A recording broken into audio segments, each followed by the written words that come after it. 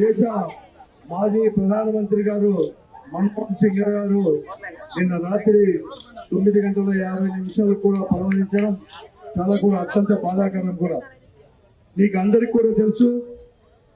భారతదేశం క్లిష్ట పరిస్థితుల్లో ఉన్నప్పుడు ఆ రోజు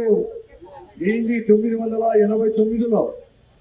పివి నరసింహరావు గారు ముఖ్యమంత్రి అయినప్పుడు ఒక ఆర్థిక శాఖ మంత్రి, కేంద్ర ఆర్థిక శాఖ మంత్రులుగా మన్మోహన్ సింగ్ గారు పదవి స్వీకరించి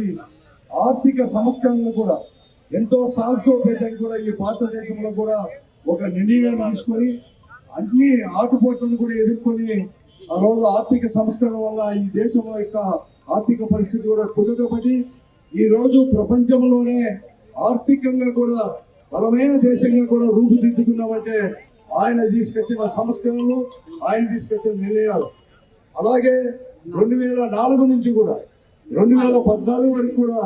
2 మార్లు దేశ ప్రధానిగా కూడా ఒక పగ్గాలు కూడా స్వీకరించి ఈ దేశాన్ని ముందుకు తీసుకొని పోయారు కూడా. అదే కాకుండా ఈ రోజు ఆర్బీఐ గవర్నర్ గా కానీ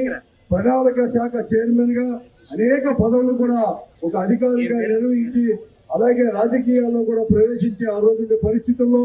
పివి నరసింహరావు గారు ఇష్ట పరిస్థితుల్లో కూడా మీరైతే ఆర్థిక మంత్రికి వస్తే ఈ దేశం బాగుపడుతుందని చెప్పేసి ఆయన ఆర్థిక శాఖ మంత్రులు తీసుకోవడం కూడా జరిగింది. ఆయన పైకి ఎక్కువగా మాట్లాడేవాడు కాదు కానీ ఆయన తీసుకున్న నిర్ణయాలు చాలా లోతైనవి.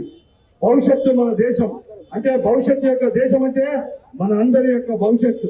ముఖ్యంగా మన పిల్లల యొక్క భవిష్యత్తు ఈ రోజు కూడా ప్రపంచంలోనే అగ్రగామ దేశంలో కూడా